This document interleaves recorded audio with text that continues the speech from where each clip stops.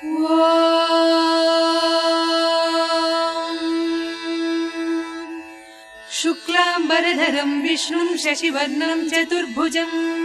प्रसन्नवदनं ध्यायेत् सर्वविघ्नोपशान्तये।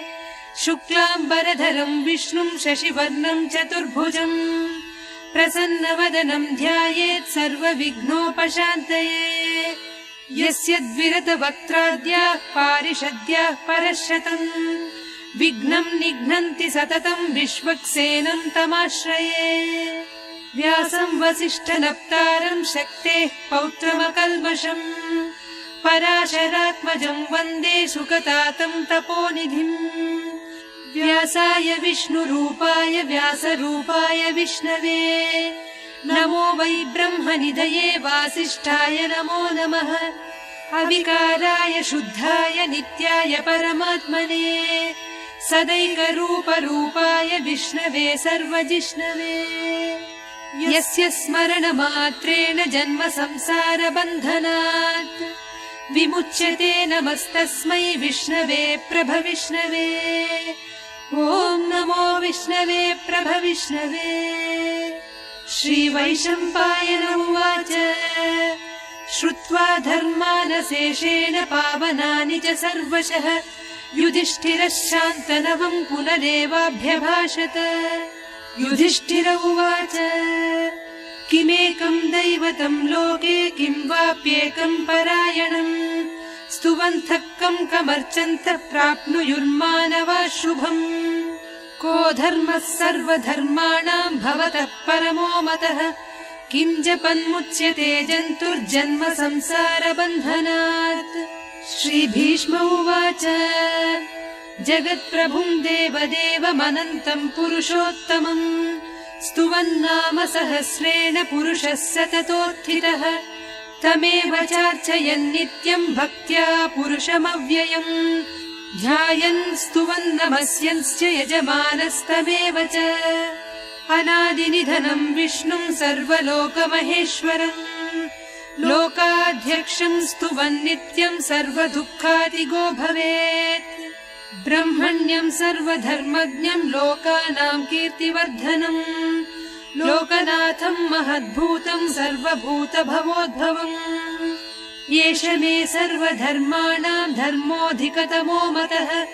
यद्भक्त्या पुण्डरीकाक्षं स्तवैरर्चेन्नरः सदा। परमं यो महत्तेजः परमं यो महत्तपः परमं यो महद्ब्रह्म परमं यः परायणम्। पवित्राणां पवित्रं यो मङ्गलानां च मङ्गलम् दैवतं देवतानां च भूतानां यो व्ययः पिता। यतः सर्वाणि भूतानि भवन्त्यादियुगागमे यस्मिंश्च प्रलयं यान्ति पुनरेव युगक्षये। तस्य लोकप्रधानस्य जगन्नाथस्य भूपते विष्णोर्नाम सहस्रं मे शृणु पापभयापहम्। यानि नामानि गौणानि विख्यातानि महात्मनः ऋषिभिः परिगीतानि तानि वक्ष्यामि भूतये। ऋषिर्नाम्नां सहस्रस्य वेदव्यासो महामुनिः छन्दोनुष्टुप् तथा देवो भगवान् देवकीसुतः। अमृतांशूद्भवो बीजं शक्तिर्देवकीनन्दनः त्रिसामाहृदयं तस्य शान्त्यर्थे विनियुज्यते। विष्णुं जिष्णुं महाविष्णुं प्रभविष्णुं महेश्वरम् अनेकरूपदैत्यान्तं नमामि पुरुषोत्तमम्। अस्य श्रीविष्णोर्दिव्यसहस्रनामस्तोत्रमहामन्त्रस्य श्रीवेदव्यासो भगवान् ऋषिः अनुष्टुप् छन्दः। श्रीमहाविष्णुः परमात्मा श्रीमन्नारायणो देवता अमृतांशोद्भवो भानुरिति बीजम् देवकीनन्दनः स्रष्टेति शक्तिः उद्भवः क्षोभणो देव इति परमो मन्त्रः शङ्खभृन्नन्दकी चक्रीति कीलकम् शार्ङ्गधन्वा गदाधर इत्यस्त्रम् रथाङ्गपाणिरक्षोभ्य इति नेत्रम् त्रिसामा सामगः सामेति कवचम् आनन्दम् परब्रह्मेति योनिः ऋतुः सुदर्शनः काल इति दिग्बन्धः श्री विश्वरूप इति ध्यानम् श्री महाविष्णु प्रीत्यर्थे सहस्रनाम जपे विनियोगः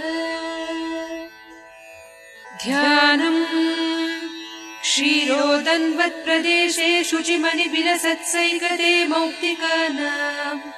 माला क्लुप्तासनस्थ स्फटिकमणिनिभैर्मौक्तिकैर्मण्डिताङ्गः शुभ्रैरभ्रैरदभ्रैरुपरि विरचितैर्मुक्त पीयूषवर्षैः आनन्दीनः पुनीयादरिनलिन गदा शङ्खपाणिर्मुकुन्दः भूः पादौ यस्य नाभिर्वियदसुरनिलश्चन्द्रसूर्यौ च नेत्रे कर्णावासाः शिरोद्यौर्मुखमपि दहनो यस्य वास्तेयमब्धिः अन्तस्थम् यस्य विश्वम् सुरनरखगो भोगि गन्धर्वदैत्यैः चित्रम् रम्यते तम् त्रिभुवन वपुषम् विष्णुमीशम् नमामि ॐ नमो भगवते वासुदेवाय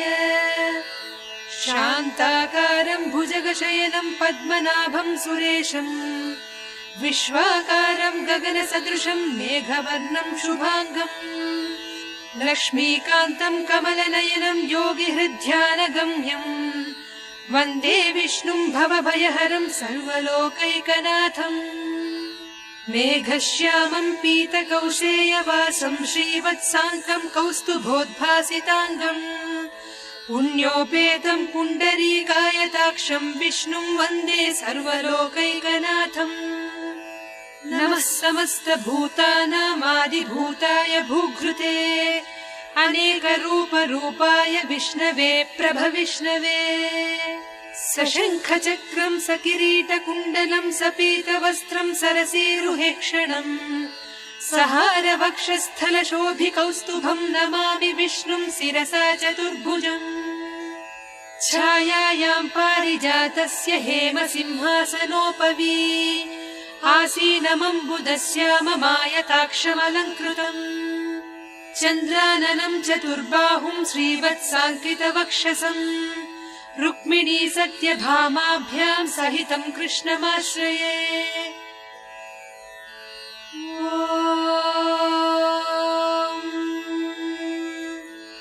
विश्वम् विष्णुर्वषट्कारो भूतभव्य भवत्प्रभुः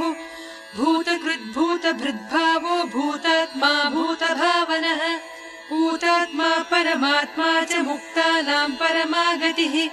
अव्ययः पुरुषः साक्षी क्षेत्रज्ञोऽक्षर एव च योगो योगविदाम् नेता प्रधानपुरुषेश्वरः नारसिंहवपुः श्रीमान् केशवः पुरुषोत्तमः सर्वः शर्वः शिवस्थाणुर्भूतादिर्निधिरव्ययः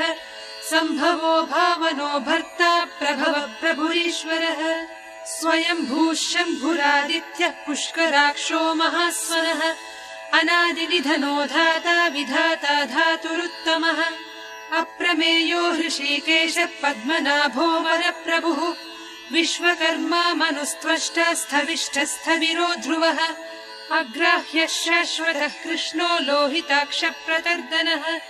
प्रभूतस्त्विककुब्धाम पवित्रम् मङ्गलम् परम्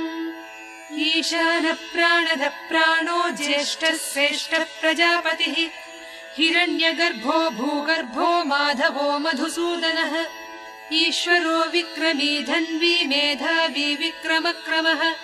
अनुत्तमो दुराधर्षः कृतज्ञः कृतिरात्मवान् सुरेशः शरणम् शर्म विश्वरेताः प्रजाभवः अहः संवत्सरो व्याळः प्रत्ययः सर्वदर्शनः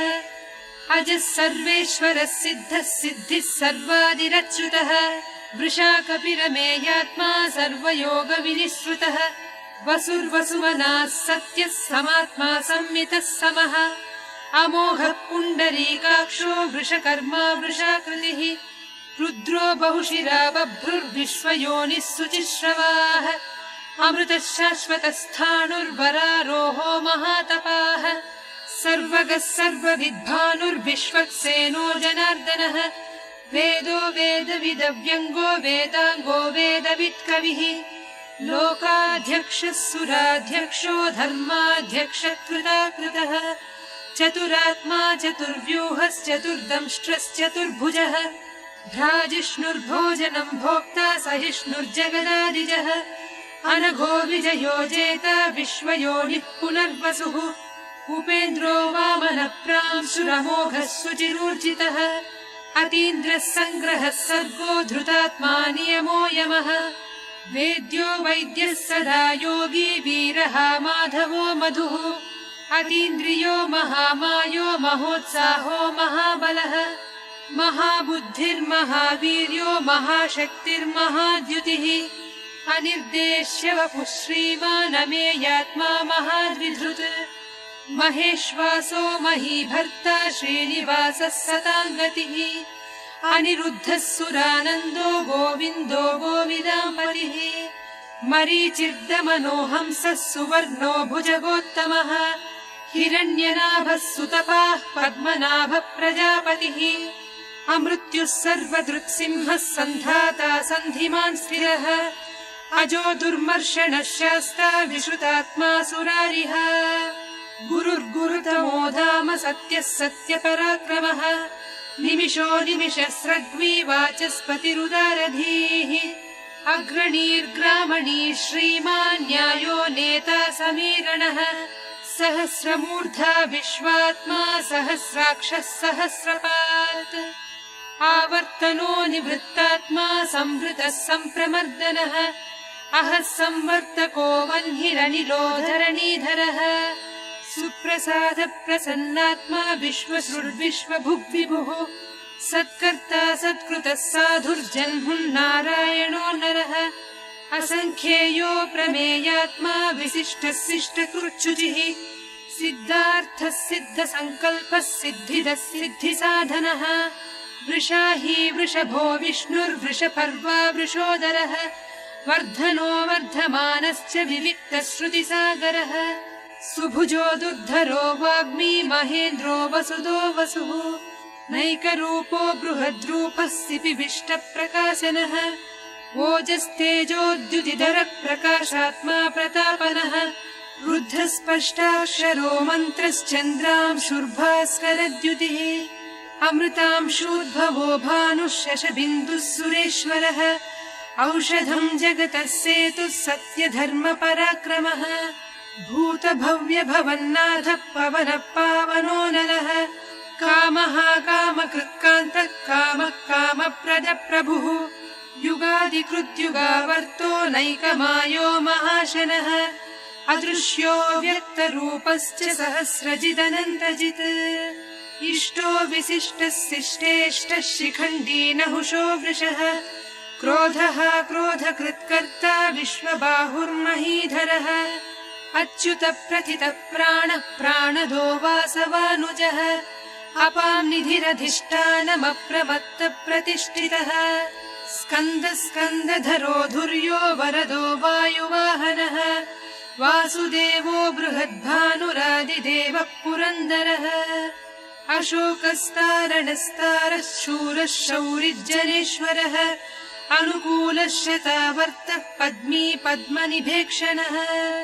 पद्मनाभोरविन्दाक्षः पद्मगर्भः शरीरभृत् महर्धिर्वृद्धो वृद्धात्मा महाक्षो गरुडध्वजः अतुलः शरभो भीमः समयज्ञो हविर्हरिः सर्वलक्षणलक्षण्यो लक्ष्मीवान् समितिञ्जयः विक्षरो रोहितो मार्गो हेतुर्दामोदरः सहः महीधरो महाभागो वेगवानमिताशनः उद्भवः क्षोभणो देवः श्रीगर्भः परमेश्वरः करणम् कारणम् कर्ता विकर्ता गहनो गुहः व्यवसायो व्यवस्थानः संस्थानस्थानदो ध्रुवः परर्धिः परमस्पष्टः तुष्टः पुष्टः सुभेक्षणः रामो विरामो विरतो मार्गो नेयो नयो नयः वीरः शक्तिमताम् श्रेष्ठो धर्मो धर्मविदुत्तमः वैकुण्ठः पुरुषः प्राणः प्राणद प्रणवः पृथुः हिरण्यगर्भः शत्रुघ्नो व्याप्तो वायुरधोक्षजः ऋतुः सुदर्शनः कालः परमेष्ठी परिग्रहः उग्रः संवत्सरो दक्षो विश्रामो विश्वदक्षिणः विस्तारस्थावरस्थाणुप्रमाणम् बीजमव्ययम्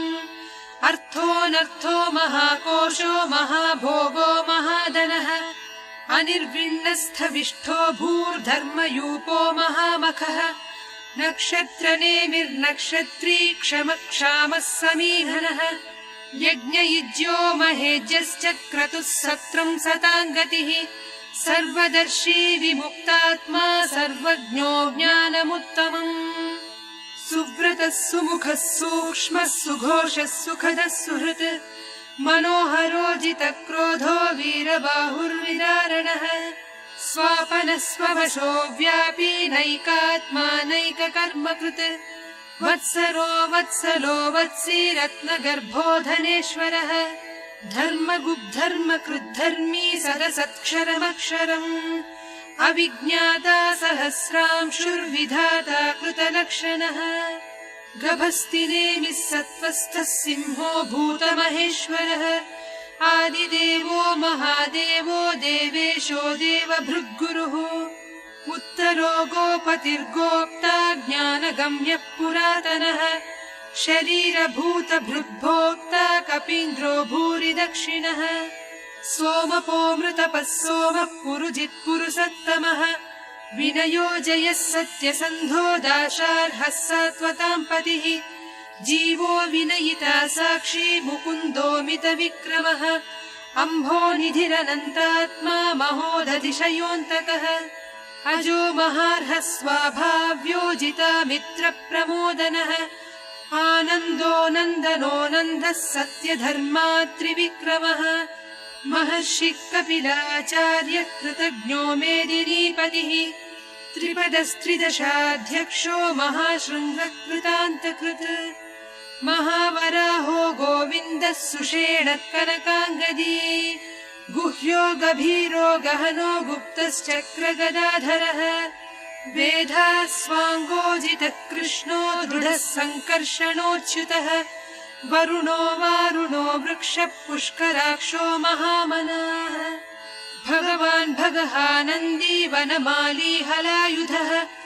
आदित्यो ज्योतिरादित्यः सहिष्णुर्गतिसत्तमः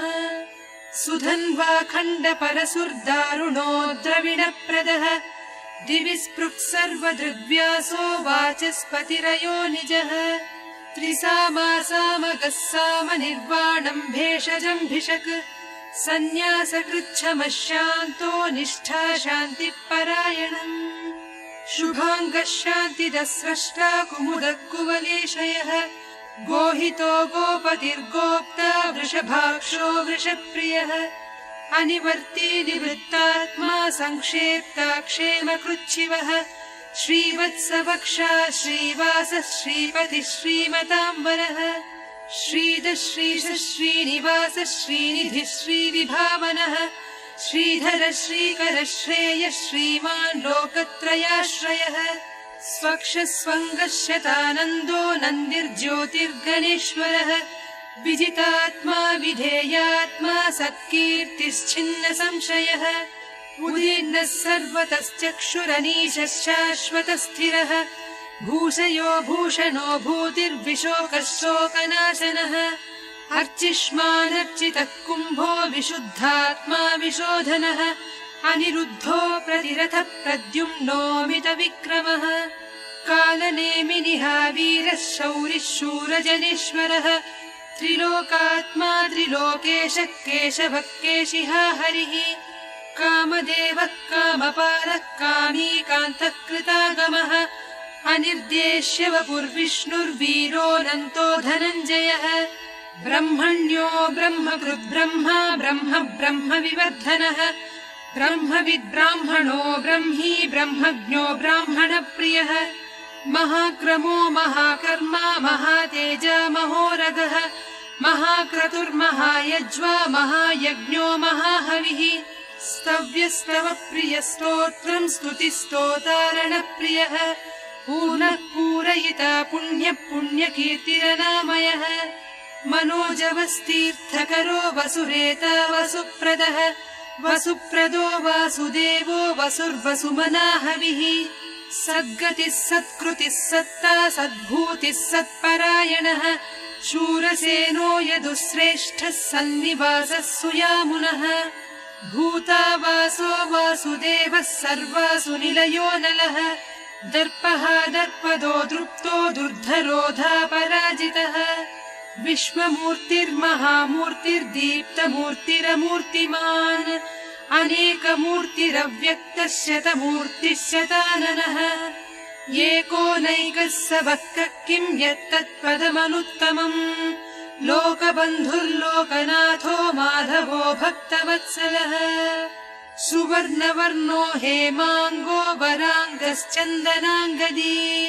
वीरः विषमः शून्यो घृतासीरचलश्चलः अमानीमानदो मान्यो लोकस्वामी त्रिलोकधृत् सुमेधा मेधजो धन्यः सत्यमेधाधराधरः तेजो वृषोद्युतिधरः सर्वशस्त्रभृताम्बरः प्रग्रहो निग्रहो व्यग्रो नैकः शृङ्गो गदाग्रजः चतुर्मूर्तिश्चतुर्बाहुश्चतुर्व्यूहश्चतुर्गतिः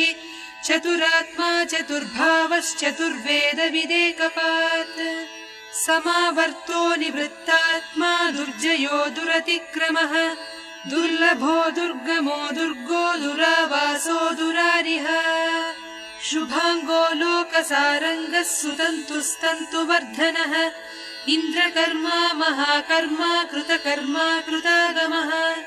उद्भवः सुन्दरः सुन्दो रत्ननाभः सुलोचनः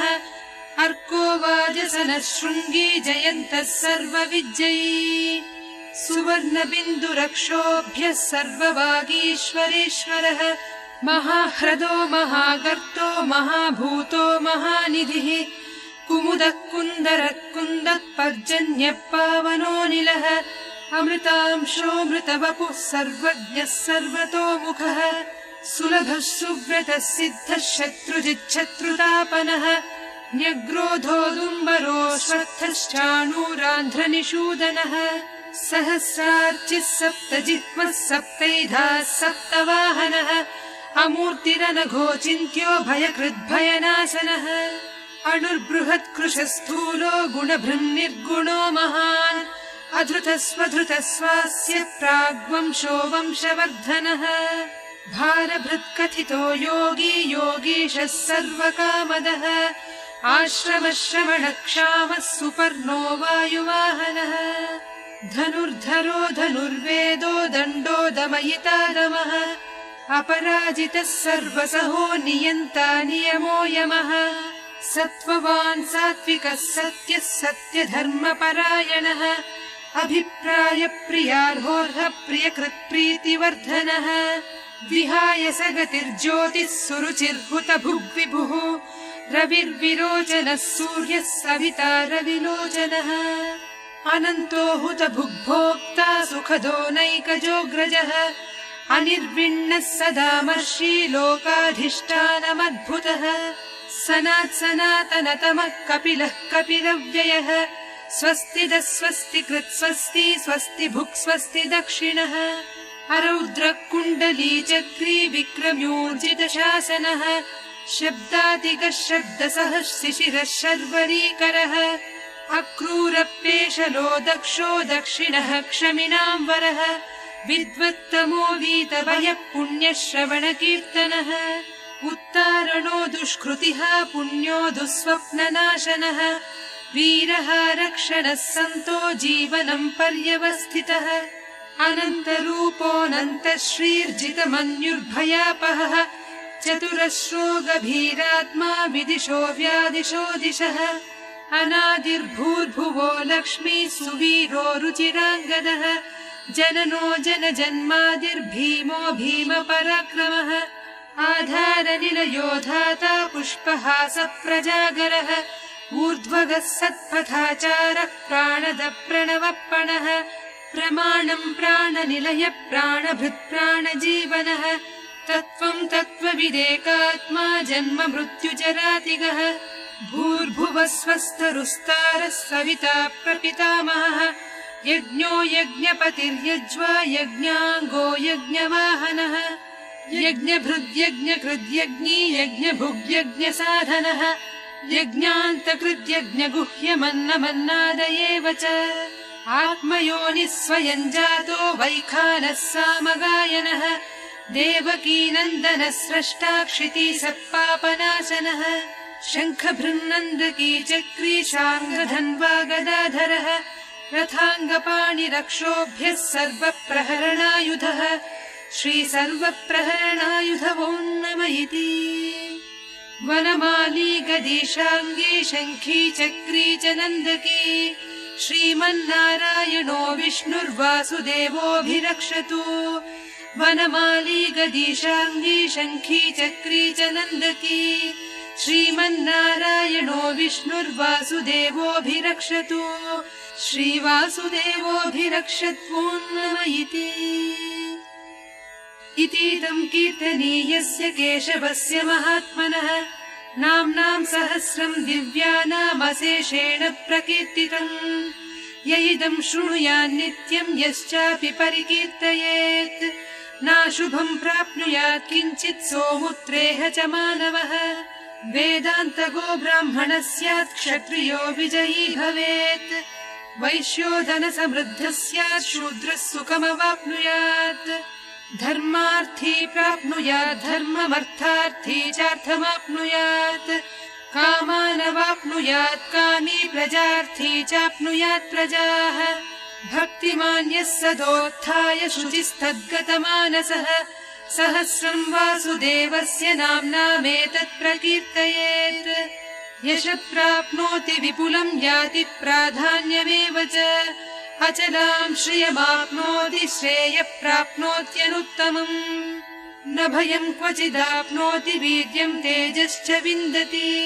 भवत्यरोगो द्युतिमान् बलरूपगुणान्वितः रोगार्तो मुच्यते रोगात् बद्धो मुच्येत बन्धनात् भयान्मुच्येत भीतस्तु मुच्येतापन्नापदः दुर्गाण्यतितरत्यासु पुरुषः पुरुषोत्तमम् स्तुवन्नाम सहस्रेण नित्यं भक्तिसमन्वितः वासुदेवाश्रयो मर्त्यो वासुदेवपरायणः सर्वपापविशुद्धात्मा याति ब्रह्म सनातनम् न वासुदेव भक्तानामशुभं विद्यते क्वचित् जन्म मृत्युजरा व्याधि भयं नैवोपजायते इमं स्तवमधीयानः श्रद्धा भक्तिसमन्वितः युज्येतात्मा सुखक्षान्तिः श्रीधृतिः स्मृतिकीर्तिभिः न क्रोधो न च मात्सर्यं न लोभो नाशुभामतिः भवन्ति कृतपुण्यानां भक्तानां पुरुषोत्तमे द्यौः स चन्द्रार्कनक्षत्रं खं दिशो भूर्महोदधिः वासुदेवस्य वीर्येण विधृतानि महात्मनः ससुरासुरगन्धर्वं स यक्षोरगराक्षसम् जगद्वसे वर्ततेदं कृष्णस्य सचराचरम् इन्द्रियाणि मनोबुद्धिः सत्त्वं तेजो बलं धृतिः वासुदेवात्मकान्याहुः क्षेत्रं क्षेत्रज्ञ एव च सर्वागमानामाचार प्रथमं परिकल्पितः आचारप्रभवो धर्मो धर्मस्य प्रभुरच्युतः ऋषयः पितरो देवा महाभूतानि धातवः जङ्गमाजङ्गमं चेदं जगन्नारायणोद्भवम् योगो ज्ञानं तथा साङ्ख्यं विद्या शिल्पादिकर्म च वेदाः शास्त्राणि विज्ञानमेतत् सर्वं जनार्दनात् एको विष्णुर्महद्भूतं पृथग्भूतान्यनेकशः त्रीन् लोकान् व्याप्य भूतात्मा भुङ्क्ते विश्वभुगव्ययः इमं स्तवं भगवतो विष्णोर्व्यासेन कीर्तितम् पठेद्य इच्छेत् पुरुषः श्रेयः प्राप्तुं सुखानि च विश्वेश्वरमजं देवं जगतः प्रभुमव्ययम् भजन्ति ये पुष्कराक्षं न ते यान्ति पराभवम्